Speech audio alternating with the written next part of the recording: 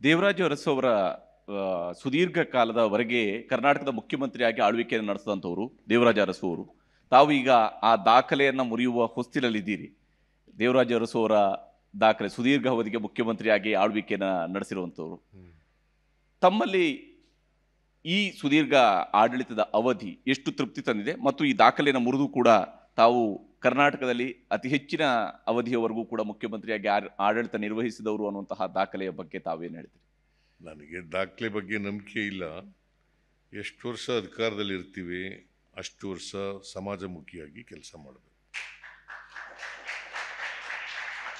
ಎಷ್ಟು ವರ್ಷ ಅಧಿಕಾರದಲ್ಲಿದ್ದೋ ದಾಖಲೆ ಮುರಿಬೇಕು, ದೇವರಾಜ ಅರಸರವರ ದಾಖಲೆ ಮುರಿಬೇಕು ಅಂತಕ್ಕಂಥದ್ದು ನನಗೆ ಅದು ಮನಸ್ಸಿನಲ್ಲಿ ಇಲ್ಲ. ಆದರೆ ನಾವು ಎಷ್ಟು ವರ್ಷ ಅಧಿಕಾರದಲ್ಲಿ ಇರ್ತೀವಿ ಅಷ್ಟು ದಿನ ಜನಪರವಾಗಿರಬೇಕು, ಸಮಾಜಮುಖಿಯಾಗಿರ್ಬೇಕು ಅಷ್ಟೇ. ಕರ್ನಾಟಕದ ಮುಖ್ಯಮಂತ್ರಿಯಾಗಿ 10 ವರ್ಷ ಇರ್ತೀರಿ. 10 ವರ್ಷ ನಾನು ಗೊತ್ತಿಲ್ಲ ನನಗೆ. ಈಗ ಹೈಕಮಾಂಡ್ನವರು ಅಂತಿಮವಾಗಿ ತೀರ್ಮಾನ ಮಾಡೋರು ಯಾರು? ಈಗ ನನಗೆ ಜನ ಆಶೀರ್ವಾದ ಮಾಡಿದ್ದಾರೆ 5 ವರ್ಷ ಇರಿ ಅಂತ. ನಾನು ಹೈಕಮಾಂಡ್ನವರು ಒಂದು ವೇಳೆ ತೀರ್ಮಾನ ತಗೊಂಡ್ರೆ, ಬೇರೆ ತೀರ್ಮಾನ ತಗೊಂಡ್ರೆ ಅದು ಮಾಡಬೇಕಾಗ್ತದೆ. ಅದಕ್ಕೆ ಓಪನ್ ಆಗಿದೆ ಮುಕ್ತವಾಗಿ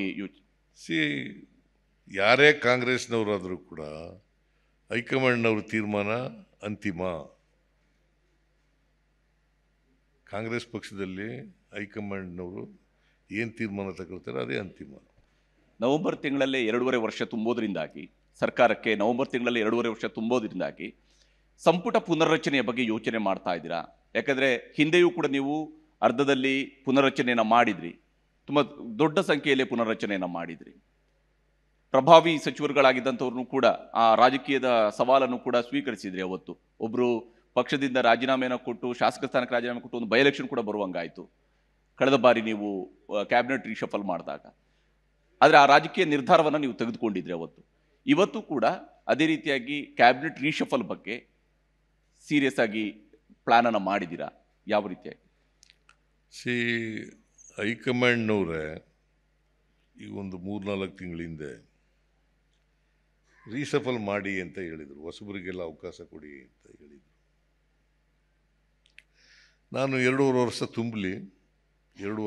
ತುಂಬಲಿ, ಅರ್ಧ ಸಮಯ ಆಗ್ತದೆ, ಆಮೇಲೆ ಮಾಡೋಣ ಅಂತ ಹೇಳಿದೆ. ಅದಕ್ಕೆ ಒಪ್ಕೊಂಡಿದ್ರು. ಈಗ ಹೈಕಮಾಂಡ್ನವ್ರು ಏನು ಹೇಳ್ತಾರೆ, 2.5 ವರ್ಷ ಸಂದರ್ಭದಲ್ಲಿ ನಾನು ಭೇಟಿ ಮಾಡಿ ಕೇಳ್ತೀನಿ ಹೈಕಮಾಂಡ್ನವ್ರಿಗೆ, ಅವ್ರು ಒಪ್ಪಿಗೆ ಕೊಟ್ಟರೆ ರೀಸಫಲ್ ಮಾಡೇ ಮಾಡ್ತೀವಿ. ಬಿಹಾರ ಚುನಾವಣೆಯ ಬಗ್ಗೆ ಯಾವ ರೀತಿಯಂಥ ನಿರೀಕ್ಷೆಯನ್ನು ಬಿಹಾರ ಚುನಾವಣೆಯಲ್ಲಿ, ಯಾಕಂದರೆ ತಾವು ಕೂಡ ಬಿಹಾರಕ್ಕೆ ಕಳೆದ ಬಾರಿ ರಾಹುಲ್ ಗಾಂಧಿ ಅವರ ಯಾತ್ರೆಯ ಸಂದರ್ಭದಲ್ಲಿ ಹೋಗಿದ್ದೀರಿ, ಬಿಹಾರದಲ್ಲಿ ಹೋಗಿ ಬಂದಿದ್ದೀರಿ. ಬಿಹಾರದಲ್ಲಿ ಈ ಬಾರಿಯ ಚುನಾವಣೆಯ ಬಗ್ಗೆ ನನಗಿರೋ ಮಾಹಿತಿ ಪ್ರಕಾರ ಈ ಸಾರಿ ಇಂಡಿಯಾ ಬ್ಲ್ಯಾಕು ಗೆಲ್ತದೆ ಅಂತಕ್ಕಂಥ ಮಾಹಿತಿ ಇದೆ. That is my information. Ultimately ಜನ ಏನು ತೀರ್ಮಾನ ಮಾಡ್ತಾರೆ ಅದಕ್ಕೆ ಬದ್ಧರಾಗಬೇಕಾಗತ್ತೆ ಎಲ್ರೂ. ಸೊ ಈಗಿರೋ ಇನ್ಫಾರ್ಮೇಷನ್ ಪ್ರಕಾರ, ಮತ್ತು ರಾಹುಲ್ ಗಾಂಧಿಯವರು ಪಾದಯಾತ್ರೆ ಮಾಡಿದ್ರಲ್ಲ, ಆ ಸಂದರ್ಭದಲ್ಲಿ ನೋಡಿದಾಗ ಜನ ರಾಹುಲ್ ಗಾಂಧಿಯವ್ರ ಬಗ್ಗೆ ಭಾಳ ಅಪಾರವಾದಂಥ ಗೌರವವನ್ನು ಇಟ್ಕೊಂಡಿದ್ರು. ಮತ್ತು ರಾಜಕೀಯ ಪದ್ಧತಿ ಅವ್ರಿಗೂ ರಾಹುಲ್ ಗಾಂಧಿಯವ್ರ ಬಗ್ಗೆ ಒಳ್ಳೆಯ ನಾಯಕರು ಅಂತಕ್ಕಂಥ ಭಾವನೆ ಇತ್ತು. ಸೊ ಹಂಗಾಗಿ ಇಂಡಿಯಾ ಬ್ಲ್ಯಾಕ್ ಗೆಲ್ಲಬಹುದು ಅಂತ ಹೇಳಿ ನಾನು ಅಂದ್ಕೊಂಡಿದ್ದೀನಿ. ಇತ್ತೀಚಿನ ರಾಜಕೀಯದ ವಿಚಾರಗಳಿಗೆ ಬಂದಾಗ ತಾವು ರಾಷ್ಟ್ರ ರಾಜಕಾರಣದಲ್ಲಿ ವಿಶೇಷವಾಗಿ ಹಿಂದುಳಿದ ವರ್ಗಗಳ ಪರವಾದಂತಹ ಒಂದು ಕಾಂಗ್ರೆಸ್ ಹಿಂದುಳಿದ ವರ್ಗಗಳ ಸಮಾವೇಶವನ್ನು ಮಾಡುವಂಥದ್ದು, ಸಂಘಟನೆಯನ್ನು ಮಾಡುವಂಥದ್ದು, ಈ ವಿಚಾರಗಳಲ್ಲಿ ತಾವು ಕೂಡ ಮುಂಚೂಣಿಯಲ್ಲಿದ್ದೀರಿ. ಬೆಂಗಳೂರು ರೆಸಲ್ಯೂಷನ್ ಅನ್ನುವಂಥದ್ದನ್ನು ದೆಹಲಿಯಲ್ಲೂ ಕೂಡ ಹೋಗಿ ಆ ಬೆಂಗಳೂರು ರೆಸಲ್ಯೂಷನನ್ನು ತಾವು ಆ ಸಭೆಯಲ್ಲೂ ಕೂಡ ತಾವು ವರದಿ ಮಂಡನೆಯನ್ನು ಕೂಡ ಮಾಡಿದ್ರಿ. ರಾಷ್ಟ್ರ ರಾಜಕಾರಣದ ಬಗ್ಗೆ ತಮಗೆ ಆಸಕ್ತಿ ಎಷ್ಟರ ಮಟ್ಟಿಗೆ? ಕೇವಲ ಇಂಥದ ಸೀಮಿತ ವಿಚಾರಗಳಿಗೆ ಮಾತ್ರನಾ ಅಥವಾ ಅದರ ಹೊರತಾಗಿ ರಾಷ್ಟ್ರ ರಾಜಕಾರಣದ ಬಗ್ಗೆ? ಈಗ ನನಗೆ ರಾಷ್ಟ್ರ ರಾಜಕಾರಣದಲ್ಲಿ ಆಸಕ್ತಿ ಇಲ್ಲ, to tell you the truth. ಆಸಕ್ತಿ ಇಲ್ಲ. ಆದರೆ ಹಿಂದುಳಿದ ವರ್ಗಗಳ ವಿಭಾಗದ ಅಧ್ಯಕ್ಷರು ನನಗೂ ಕೂಡ ಒಬ್ಬರು ಮೆಂಬರ್ ಮಾಡಿದರು. ಅದು ಸೀಮಿತವಾಗಿರ್ತಕ್ಕಂಥದ್ದು. ಸೊ ಅದನ್ನು ಮೊದಲನೇ ಮೀಟಿಂಗು ಮೈಸೂರು ಕರ್ನಾಟಕದಲ್ಲಿ ಮಾಡಬೇಕು ಅಂತಂದ್ರು, ಕರ್ನಾಟಕದಲ್ಲಿ ಮಾಡಿದ್ದು ಅಷ್ಟೇ ಮೊದಲನೇ ಮೀಟಿಂಗು. ಆಮೇಲೆ ಎರಡನೇ ಮೀಟಿಂಗು ಅಲ್ಲಿ ಡೆಲ್ಲಿನಲ್ಲಿ ನಡೀತು, ನಾನು ಹೋಗಿದ್ದೆ, ಅದನ್ನು ನಡೀತು. ಬಟ್ ರಾಷ್ಟ್ರ ರಾಜಕಾರಣಕ್ಕೆ ಹೋಗಬೇಕು ಅನ್ನೋದಾಗಲಿ ಅಥವಾ ರಾಷ್ಟ್ರ ರಾಜಕಾರಣ ಮಾಡಬೇಕು ಅನ್ನೋದಾಗಲಿ ಅದು ಇಲ್ಲ, ಆಸಕ್ತಿ ಇಲ್ಲ. 2028ರ ಚುನಾವಣೆಯಲ್ಲಿ ಹಾಗಾದ್ರೆ ತಾವು ಸ್ಪರ್ಧಿಸುವುದಿಲ್ಲ ಅನ್ನುವಂಥದ್ದು ಆ ತೀರ್ಮಾನ ಇವಾಗಲೂ ಕೂಡ ಇದೆಯಾ, ಅಥವಾ ಮತ್ತೆ ಪರಿಶೀಲನೆಯನ್ನು ಮಾಡುವಂಥ ಸ್ಥಿತಿ ಬಂತು ಅಂದರೆ ಪರಿಶೀಲನೆ ಮಾಡ್ತೀರಾ? ಈಗ ನಾನು 2028ಕ್ಕೆ ಚುನಾವಣೆಗೆ ಸ್ಪರ್ಧೆ ಮಾಡಲ್ಲ ಅಂತ ಹೇಳಿದ್ದೆ. ಬಟ್ ಎಲ್ಲ ನಮ್ಮ ಸ್ನೇಹಿತರು, ಹಿತೈಷಿಗಳು ಎಲ್ಲರೂ ಕೂಡ ನೀವು 2028 ಚುನಾವಣೆಗೆ ನಿಲ್ಲೇಬೇಕು ಅಂತೇಳಿ ಒತ್ತಾಯ ಮಾಡ್ತಾ ಇದ್ದಾರೆ. ಕಾರಣ ಯಾಕಪ್ಪ ಅಂತಂದರೆ, ನೀವು ನಿಲ್ಲೋದ್ರಿಂದ ಪಕ್ಷಕ್ಕೆ ಅನುಕೂಲ ಆಗ್ತದೆ, ಮುಂದೆ ಅಧಿಕಾರಕ್ಕೆ ಬರಲಿಕ್ಕೆ ಅನುಕೂಲ ಆಗ್ತದೆ ಅಂತ ಮಾತುಗಳನ್ನು ಹೇಳ್ತಾ ಇದ್ದಾರೆ. ನಾನು ಇನ್ನೂ ಕೂಡ ಅದ್ರ ಬಗ್ಗೆ ಗಂಭೀರವಾಗಿ ತೀರ್ಮಾನ ಮಾಡಿಲ್ಲ. ಅಹಿಂದ ನಾಯಕತ್ವದ ವಿಚಾರ ಚರ್ಚೆಗೆ ಬಂತು. ಅಹಿಂದಕ್ಕೆ ಸೈದ್ಧಾಂತಿಕ ನಾಯಕತ್ವವನ್ನು ಕೊಡುವಂಥವರು ಸಿದ್ದರಾಮಯ್ಯನವರ ನಂತರ ಸತೀಶ್ ಜಾರಕಿಹೊಳಿ, ಈ ರೀತಿಯಾದಂಥ ಚರ್ಚೆಗಳು ಕೂಡ ಬಂದಿದ್ದಾವೆ. ಈ ವಿಷಯದಲ್ಲಿ ತಮ್ಮ ನಿಲುವು ಏನಿದೆ? ಅಹಿಂದ ವರ್ಗಗಳನ್ನು ಒಗ್ಗೂಡಿಸಿಕೊಂಡು ಹೋಗೋದಿಕ್ಕಿರುವಂತಹ ನಾಯಕತ್ವ ಕಾಂಗ್ರೆಸ್ನಲ್ಲಿ ಯಾರು ಇದನ್ನು ಸಮರ್ಥವಾಗಿ, ಕಾಂಗ್ರೆಸ್ನವರಿಂದ ಮಾತ್ರ ಸಾಧ್ಯನಾ ಇದು? ಅಹಿಂದ ಅಂತಕ್ಕಂಥ ಸಂಘಟನೆ ಇದೆಯಲ್ಲ, ಯಾವ ರಾಜಕೀಯ ಪಕ್ಷ ಸಾಮಾಜಿಕ ನ್ಯಾಯದ ಪರ ಇರ್ತದೆ? ಹಿಂದುಳಿದವರು, ದಲಿತರು, ಅಲ್ಪಸಂಖ್ಯಾತರು ಅಂದರೆ ಅಹಿಂದ. ಅವರಲ್ಲಿ ಬಡವರು ಕೂಡ ಇದ್ದಾರೆ, ಎಲ್ಲ ಜಾತಿನಲ್ಲಿರ್ತಕ್ಕಂಥ ಬಡವರು ಕೂಡ ಇದ್ದಾರೆ. ಆ ಬಡವರಿಗೂ ಕೂಡ ಆರ್ಥಿಕವಾಗಿ, ಸಾಮಾಜಿಕವಾಗಿ, ಶೈಕ್ಷಣಿಕವಾಗಿ ಶಕ್ತಿ ಬಂದಾಗ ಮಾತ್ರ ಸಮಾನತೆ ಬರಲಿಕ್ಕೆ ಸಾಧ್ಯ ಆಗ್ತದೆ. ಅದರಿಂದ ಯಾವ ಪಕ್ಷ ಸಾಮಾಜಿಕ ನ್ಯಾಯದ ಪರ ಇದೆ ಆ ಪಕ್ಷದ ಪರ ನಿಲ್ತಕ್ಕಂಥದ್ದು ಅತ್ಯಂತ ಅವಶ್ಯಕ. ಸಾಮಾಜಿಕ ನ್ಯಾಯ, ಎಲ್ರಿಗೂ ಸಮಾನ ಅವಕಾಶಗಳು ಸಿಗಬೇಕು, ಬಡವ್ರಿಗೂ ಸಮಾನ. ಈಗ ನಾವು 5 ಗ್ಯಾರಂಟಿ ಯೋಜನೆಗಳನ್ನು ಮಾಡಿದ್ದೀವಿ. ಯಾವುದಾದ್ರು ಧರ್ಮಕ್ಕೆ, ಒಂದು ಧರ್ಮಕ್ಕೆ ಸೀಮಿತನ, ಒಂದು ಜಾತಿ ಸೀಮಿತನ, ಅಥವಾ ಒಂದು ಪಕ್ಷಕ್ಕೆ ಸೀಮಿತನ? ಎಲ್ಲ ಧರ್ಮದವರು, ಎಲ್ಲ ಜಾತಿಯವರು, ಎಲ್ಲ ಪಕ್ಷದವರು ಗ್ಯಾರಂಟಿ ಯೋಜನೆಗಳಲ್ಲಿ ಫಲಾನುಭವಿಗಳಿದ್ದಾರೆ. ಒಂದು ಜಾತಿ ಇಲ್ಲ. ಈಗ BJPಯವರು ತಗೊಳ್ತಾ ಇಲ್ವ? ಬಡವರು ತಗೊಳ್ತಾ ಇಲ್ವಾ? ಹಿಂದೂ ಧರ್ಮದವರು ತಗೋತಾ ಇಲ್ವಾ? ಕ್ರಿಶ್ಚಿಯನ್ ಧರ್ಮದವ್ರು ತಗೋತಾ ಇಲ್ವಾ? ಇಸ್ಲಾಂ ಧರ್ಮದವ್ರು ತಗೋತಾ ಇಲ್ವಾ? ಬೌದ್ಧ ಧರ್ಮದವ್ರು ತಗೋತಾ ಇಲ್ವಾ? ಜೈನ ಧರ್ಮದವ್ರು ತಗೋತಾ ಇಲ್ವಾ? ಅದು ಇಂಥ ಜಾತಿ ಅಂತ ಏನಿಲ್ಲ. ಎಲ್ಲ ಎಲ್ಲ ಧರ್ಮದಲ್ಲಿರ್ತಕ್ಕಂಥ, ಜಾತಿಲಿರ್ತಕ್ಕಂಥ, ಎಲ್ಲ ಪಕ್ಷದಲ್ಲಿರ್ತಕ್ಕಂಥ ಬಡವರು, ಅವ್ರಿಗೆ ಆರ್ಥಿಕವಾಗಿ, ಸಾಮಾಜಿಕವಾಗಿ, ಶೈಕ್ಷಣಿಕವಾಗಿ ಶಕ್ತಿ ಕೊಡಬೇಕು. ಅವರು ನಾವು ಸಮಾಜ ನಿರ್ಮಾಣ ಆಗಬೇಕು, ಜಾತಿ ಹೋಗ್ಬೇಕು, ವರ್ಗ ಹೋಗ್ಬೇಕು ಅಂತ ಸುಮ್ಮನೆ ಹೋಗ್ಬಿಡ್ತದ? ಬಸವಣ್ಣ ಯಾವ ಕಾಲದಲ್ಲಿ ಹೇಳಿದ್ದು? 850 ವರ್ಷಗಳ ಹಿಂದೆ ಜಾತಿ ಹೋಗ್ಬೇಕು, ವರ್ಗ ಹೋಗ್ಬೇಕು ಅಂತ. ಹೋಗಿದ್ಯಾ? ಇವ ನಾರವ ಅಂತ ಅನ್ಬಿಡಪ್ಪ, ಇವ ನಮ್ಮವ ಅಂತನ್ನುವಂತ ಹೋಗಿದ್ಯಾ? ಅದು 850 ವರ್ಷಗಳ ಹಿಂದೆ ಹೇಳಿದ್ದದು. 850 ವರ್ಷಗಳ ಹಿಂದೆ ಹೋಗಿಲ್ಲ ಅಂತಂದರೆ ಕಾರಣ ಯಾಕೆ ಅಂತಂದರೆ, ನಮ್ಮ ಜಾತಿ ವ್ಯವಸ್ಥೆ ಜಡತ್ವದಿಂದ ಕೂಡಿರ್ತಕ್ಕಂಥ ವ್ಯವಸ್ಥೆ. ಜಡತ್ವ, ಚಲನೆ ಇಲ್ಲ. ಯಾವ ಸಾಮಾಜಿಕ ವ್ಯವಸ್ಥೆಗೆ ಚಲನೆ ಇರಲ್ಲ ಅಲ್ಲಿ ಬದಲಾವಣೆ ಆಗಲ್ಲ. ಬದಲಾವಣೆ ಆಗಬೇಕಾದ್ರೆ ಸಾಮಾಜಿಕ, ಆರ್ಥಿಕ ಚಲನೆ ಇರಲೇಬೇಕು. ಚಲನೆ ಇಲ್ಲದೆ ಹೋದರೆ ನೀವು ಅದಕ್ಕೆ ಆರ್ಥಿಕವಾಗಿ, ಸಾಮಾಜಿಕವಾಗಿ ಶಕ್ತಿ ಬಂದಾಗ ಮಾತ್ರ ಚಲನೆ ಪ್ರಾರಂಭ ಆಗುತ್ತೆ. ಜಾತಿ ರಹಿತವಾದಂಥ ವರ್ಗ ರಹಿತವಾದಂಥ ಸಮಾಜ ನಿರ್ಮಾಣ ಮಾಡಲಿಕ್ಕೆ ಸಾಧ್ಯ ಆಗ್ತದೆ. ಅದಕ್ಕೆ ಬಾಬಾ ಸಾಹೇಬ್ ಅಂಬೇಡ್ಕರ್ ಅವರು ಅಸಮಾನತೆ ಅವ್ರು ಏನು ಹೇಳಿದ್ರು ಅಂತಂದರೆ 1950 ಜನವರಿ 26ನೇ ತಾರೀಕು ನಮ್ಮ ಸಂವಿಧಾನ ಜಾರಿಗೆ ಬರ್ತದೆ. ಆ ಸಂವಿಧಾನ ಜಾರಿಗೆ ಬರೋ ದಿನ ನಾವು ಎಂಥ ಸಮಾಜಕ್ಕೆ ಕಾಲಿಡ್ತಾ ಇದ್ದೀವಿ ಅಂತಂದರೆ ವೈರುಧ್ಯತೆ ಇರ್ತಕ್ಕಂಥ ಸಮಾಜಕ್ಕೆ ಕಾಲಿಡ್ತಾ ಇದ್ದೀವಿ. ವೈರುಧ್ಯತೆ ಇರ್ತಕ್ಕಂಥ ಸಮಾಜಕ್ಕೆ ಕಾಲಿಡ್ತಾ ಇದ್ದೀವಿ.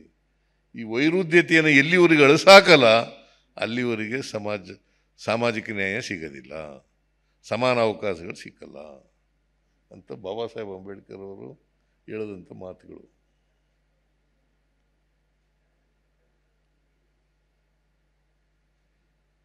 ಅದರಿಂದ ನಾವು ಜಾತಿ ವ್ಯವಸ್ಥೆ ಇದೆಯಲ್ಲ ನಾನು ಯಾರು ಮಾಡಿದ್ರು ಅನ್ನೋದಕ್ಕೆಲ್ಲ ಈಗ ಹೋಗಲ್ಲ. ಜಾತಿ ವ್ಯವಸ್ಥೆ ಇದೆ ಮಾಡಿಬಿಟ್ಟಿದ್ದಾರೆ. ನಾವು ಹುಟ್ಟಿದ್ದೀವಿ ಯಾವ್ಯಾವ ಜಾತಿಲಿ ಏನು ಅರ್ಜಿ ಹಾಕೊಂಡಿದ್ನ ಕುರುಬರ ಜಾತಿಲಿ ಹುಟ್ಟಬೇಕು ಅಂತ, ಅಥವಾ ಹಿಂದೂ ಧರ್ಮದಲ್ಲೇ ಹುಟ್ಟಬೇಕು ಅಂತ ಅರ್ಜಿ ಹಾಕೊಂಡಿದ್ನ? ಜಾತಿ ವ್ಯವಸ್ಥೆ ಇತ್ತು, ಹುಟ್ಟಿದ್ದೀವಿ ಅಷ್ಟೇ. ಹಾಗಂತೇಳಿ ನಾನು ಬೇರೆ ಸೌಲಭ್ಯಗಳಿಂದ ವಂಚಿತರಾಗಬೇಕು ಅಂತ ಇದೆಯಾ? ಮತ್ತು ಜಾತಿ ವ್ಯವಸ್ಥೆಯಲ್ಲಿ ಹುಟ್ಟಿದ್ದೀನಿ ಅನ್ನೋ ಕಾರಣಕ್ಕೋಸ್ಕರವಾಗಿ, ಯಾವುದೋ ಒಂದು ಜಾತಿಯಲ್ಲಿ ಹುಟ್ಟಿದ್ದೀನಿ ಅನ್ನೋ ಕಾರಣಕ್ಕೋಸ್ಕರವಾಗಿ ನನ್ನನ್ನು ಜಾತಿಯಿಂದ ಅಳೀತೀರಾ, ನನ್ನ ವ್ಯಕ್ತಿತ್ವದಿಂದ ಅಳೀತೀರಾ? ನಾನು ಹಣಕಾಸಿನ ಮಂತ್ರಿ ಆದೆ ಮೊದಲು 1994ರಲ್ಲಿ. ಲಂಕೇಶ್ ಪತ್ರಿಕೆಯಲ್ಲಿ ಬರೆದರು. ಏನಂತ ಬರೆದ್ರು ಗೊತ್ತಾ? ಇವನಿಗೆ 100 ಕುರಿ ಲೆಕ್ಕ ಹಾಕಕ್ಕೆ ಬರಲ್ಲ, ಇವನು ಕರ್ನಾಟಕದ ರಾಜ್ಯದ ಹಣಕಾಸಿನ ಪರಿಸ್ಥಿತಿ ಹೆಂಗಪ್ಪ ನಿಭಾಯಿಸ್ತಾರೆ ಅಂತ ಬರೆದರು. ನಾನೀಗ 16 ಬಜೆಟ್ ಮಂಡಿಸಿದ್ದೀನಿ. ಕುರುಬರ ಜಾತಿಲಿ ಹುಟ್ಟಿರೋನು 16 ಬಜೆಟು, ಮೋಸ್ಟ್ಲಿ ನಂಬರ್ 1 ಇನ್ ಕರ್ನಾಟಕ. ಹೌದು, ಹೆಂಗಾಗ್ತದೆ? ಅದರಿಂದ ಜಾತಿಯಿಂದ ಅವರ ಸಾಮರ್ಥ್ಯವನ್ನು ಅಳಿಬಾರ್ದು. ಅವ್ರ ಸಾಮರ್ಥ್ಯ ನಿಜವಾಗಿದ್ದರೆ ಸಾಮರ್ಥ್ಯವನ್ನು ಅಳಿಬೇಕು. ಅದು ಬಿಟ್ಬಿಟ್ಟು ಜಾತಿಯಿಂದ ಅಳಿಯೋದಿದೆಯಲ್ಲ, ಅದು ಹೋಗ್ಬೇಕು. ಧನ್ಯವಾದ ಮುಖ್ಯಮಂತ್ರಿಗಳು. ಇಷ್ಟೊತ್ತು ನಮ್ಮ ಜೊತೆಗೆ ಕಾರ್ಯಕ್ರಮದಲ್ಲಿ ಜಾಯ್ನ್ ಆಗಿ ನಿಮ್ಮ ಅಭಿಪ್ರಾಯಗಳನ್ನು ನಮ್ಮ ಜೊತೆಗೆ ಶೇರ್ ಮಾಡ್ಕೊಂಡಿದ್ದಕ್ಕಾಗಿ, ರೈಸಿಂಗ್ ಕರ್ನಾಟಕ ಕಾರ್ಯಕ್ರಮದಲ್ಲಿ ಭಾಗಿಯಾಗಿದ್ದಕ್ಕೆ ನ್ಯೂಸ್ 18 ಕನ್ನಡದ ಪರವಾಗಿ ತಮಗೆ ಧನ್ಯವಾದಗಳು. ನಿಮಗೂ ಧನ್ಯವಾದಗಳು. ಇದು ಮುಖ್ಯಮಂತ್ರಿ ಸಿದ್ದರಾಮಯ್ಯನವರ ಮಾತು. ನಮ್ಮ ಸರ್ಕಾರ ರಾಜ್ಯದ ಅಭಿವೃದ್ಧಿ, ರಾಜ್ಯದಲ್ಲಿ ಇರುವಂತಹ ವ್ಯವಸ್ಥೆ ಎಲ್ಲದರ ಬಗ್ಗೆಯೂ ಕೂಡ ಮತ್ತು ತನ್ನ ರಾಜಕೀಯದ ನಿಲುವುಗಳ ಬಗ್ಗೆಯೂ ಕೂಡ ಅತ್ಯಂತ ಸ್ಪಷ್ಟವಾಗಿ ರಾಜ್ಯದ ಜನರಿಗೆ ಮನದಟ್ಟು ಮಾಡಿಕೊಟ್ಟಿರುವಂಥದ್ದು. ನಮಸ್ಕಾರ. ಸಮೃದ್ಧ ಕರ್ನಾಟಕ ಹೇಗಿರಬೇಕು, ನಮ್ಮ ಕನಸಿನ ಕರ್ನಾಟಕ ಹೇಗಿರಬೇಕು ಅನ್ನೋದರ ಬಗ್ಗೆ ಇಷ್ಟು ಹೊತ್ತು ಸಂವಾದದಲ್ಲಿ ಪಾಲ್ಗೊಂಡಂತಹ ರಾಜ್ಯದ ಜನಪ್ರಿಯ ಮುಖ್ಯಮಂತ್ರಿಗಳಾಗಿರುವಂತಹ ಸಿದ್ದರಾಮಯ್ಯ ಅವರಿಗೆ ಧನ್ಯವಾದಗಳನ್ನು ಸಲ್ಲಿಸುತ್ತಾ ಅವರಿಗೆ ಗೌರವ ಸಮರ್ಪಣೆ ಮಾಡಬೇಕು ಅಂತ ಹೇಳಿ ನ್ಯೂಸ್ 18 ಕನ್ನಡದ ಪರವಾಗಿ ನಾನು ವಿನಂತಿಸಿಕೊಳ್ತಾ ಇದ್ದೇನೆ. ವೇದಿಕೆಗೆ ನೆಟ್ವರ್ಕ್ 18ನ editorial adviser south DP Satish sir, ಅದೇ ರೀತಿಯಾಗಿ ಹೆಡ್ ಆಫ್ ಮಾರ್ಕೆಟಿಂಗ್ ಇಂಡಿಯನ್ ಲ್ಯಾಂಗ್ವೇಜಸ್ನ ಪಂಕಜ್ ಸೋನಿ ಅವರು, ಬಸವರಾಜ್ ಅವರು, ಜನರಲ್ ಮ್ಯಾನೇಜರ್ ಸೌತ್ ನ್ಯೂಸ್ 18 ವೇದಿಕೆಯಲ್ಲಿದ್ದಾರೆ. ಪೊಲಿಟಿಕಲ್ ಬ್ಯೂರೋ ಹೆಡ್ ಆಗಿರುವಂತಹ ಚಿದಾನಂದ್ ಪಟೇಲ್ ಅವರು, ಅದೇ ರೀತಿಯಾಗಿ managing editor south editorial and content Vivek Narayan sir ಅವರು ಗೌರವ ಸಮರ್ಪಣೆ ಮಾಡಬೇಕು ಅಂತ ನಾನು ಕೇಳಿಕೊಳ್ತಾ ಇದ್ದೇನೆ. ನಿಮ್ಮೆಲ್ಲರ ಜೋರಾದ ಚಪ್ಪಾಳೆಯೊಂದಿಗೆ ಮುಖ್ಯಮಂತ್ರಿಗಳಿಗೆ ಗೌರವ ಸಮರ್ಪಣೆಯನ್ನ ಮಾಡಲಾಗ್ತಾ ಇದೆ.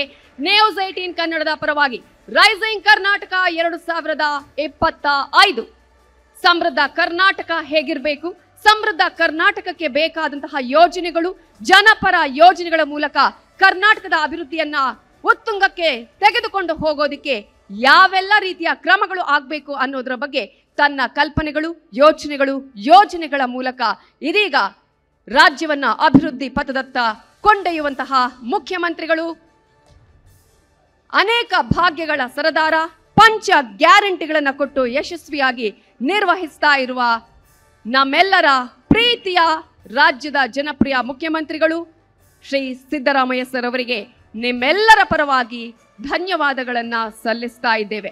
ಕುವೆಂಪು ಮಾತಿನಂತೆ ಸರ್ವ ಜನಾಂಗದ ಶಾಂತಿಯ ತೋಟ ಅಂತಾನೆ ಕರ್ನಾಟಕವನ್ನ ಮುನ್ನಡೆಸ್ತಾ ಇದ್ದಾರೆ.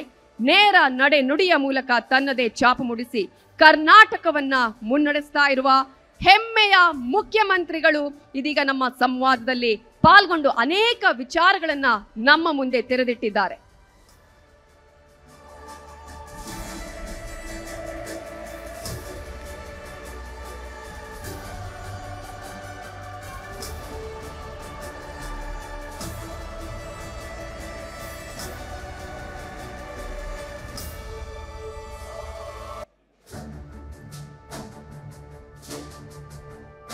ಮತ್ತೊಮ್ಮೆ ನಿಮ್ಮೆಲ್ಲರ ಜೋರಾದ ಚಪ್ಪಾಳೆಯೊಂದಿಗೆ ಕರ್ನಾಟಕದ ಮುಖ್ಯಮಂತ್ರಿಗಳಾಗಿರುವಂತಹ ಶ್ರೀ ಸಿದ್ದರಾಮಯ್ಯ ಅವರಿಗೆ ಬೀಳ್ಕೊಡುಗೆಯನ್ನ ಕೊಡ್ತಾ ಇದ್ದೇವೆ.